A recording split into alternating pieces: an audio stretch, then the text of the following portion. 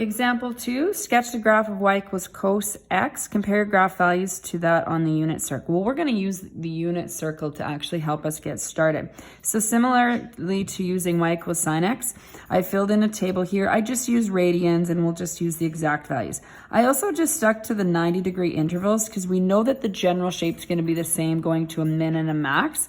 So it's that same curve-like idea. I just didn't include then the pi by 3, pi by 4, pi by 6 values, but of course they still fall within here.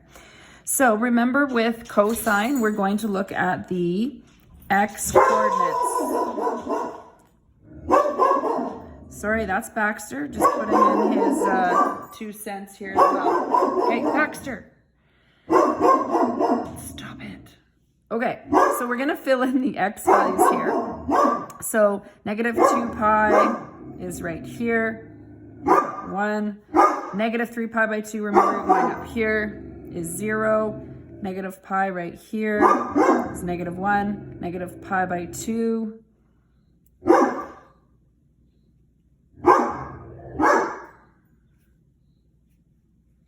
0. Sorry, I was watching the dog there, so I paused. 0 is at 1.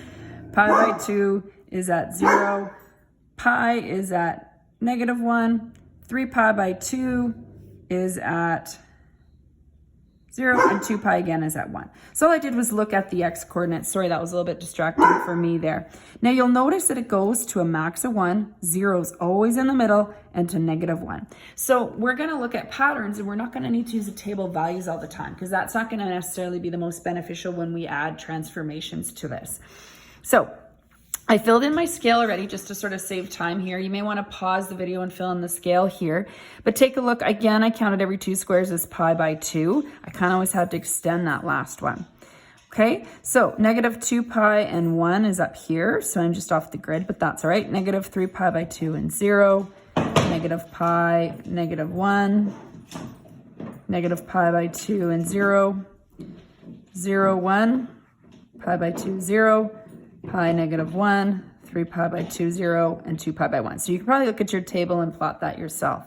So we're going to plot this curve here. Again, it's not a V shape, so do your best at kind of making it a smooth curve. That could have been curved a little better there, actually, as I was saying that. And let's talk about these endpoints. Now at the end, I need to, because this continues forever, unless it says graph between negative 2 pi to 2 pi, I'd leave these as endpoints. But I want to continue this as arrows. It's very important I don't just put the arrow going sideways or up because the graph does not continue. An arrowhead must show the direction that a graph would continue in. So I'm going to slightly curve it down. It doesn't go straight down, but what direction would it go in? So just a slight past that point so that you can get that arrowhead going in the right direction. So just be cautious of that as well.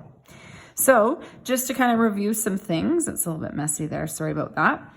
One of the things that we want to talk about is, again, it's really just the sine graph shape, but it's just shifted over if I moved it over 90 degrees. Another thing is that according to the cast rule, cosine is positive in quadrants 1 and 4. So if I just look at the positive side, quadrant 1 would be between 0 and pi by 2, and quadrant 4 would be between 3 pi by 2 and 2 pi. It's negative between pi by 2 and 3 pi by 2, which, if you're visualizing between pi by 2 and 3 pi by 2, is quadrants 2 and 3. So the cast rule is still true when you're looking at the cosine or sine wave. Then finally, just one more thing that I actually look at when we're graphing this is that cosine always started at a maximum here, or the y-intercept of 1. With once in a while there's a transformation, so I always usually just say the maximum, but that's the starting point of cosine. If you forget, you can just even check this one first spot here. The x value is 1 here, and then of course the graph has to go down in both directions. So as long as you know this point, you know how the graph will flow.